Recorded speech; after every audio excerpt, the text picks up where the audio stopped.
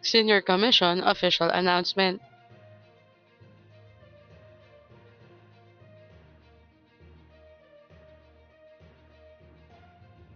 Magandang araw po sa ating manonood.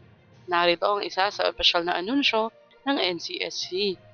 Alam niyo po ba na ipinag-utos ng National Commission of Senior Citizens or NCSC na agarang pagproseso at pagbibigay ng tig 100,000 pesos cash gift para sa 4 na AITA centenarians na hindi nabigyan ng benepisyo noong 2024 pa.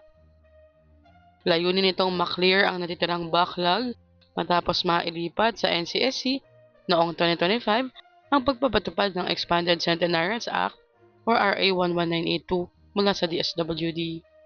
Ayon kay NCSC Chairperson at CEO Attorney Mercedes Gutierrez, patuloy ang pag-verify ng mga kwalipikadong benepisyaryo kahit kulang ang pondo noong 2024 at katuwang ang DBM upang hindi maantala ang benepisyo ng mga seniors.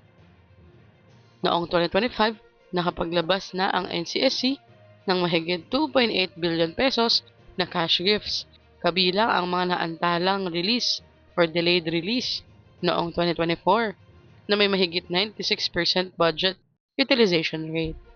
Kasalukuyang nakikipag-ugnayan ng NCSC sa LGU ng Kapastarlak para makumpleto ang dokumento at maibigay agad ang cash gift sa 4 na AITA centenarians. Inanunsyo rin nito ang pilot bank transfer system ngayong unang quarter ng taon para sa mas mabilis, ligtas at transparent na pagbibigay ng benepisyo na diretsong papasok sa ATM ng benepisyaryo.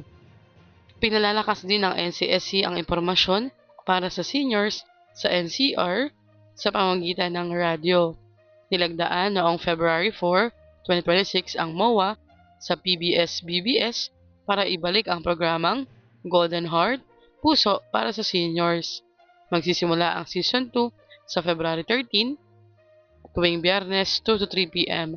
sa Radyo Magazine 1278 kHz AM at sabay na mapapanood sa Facebook at YouTube ng NCSC at Radyo Magazine.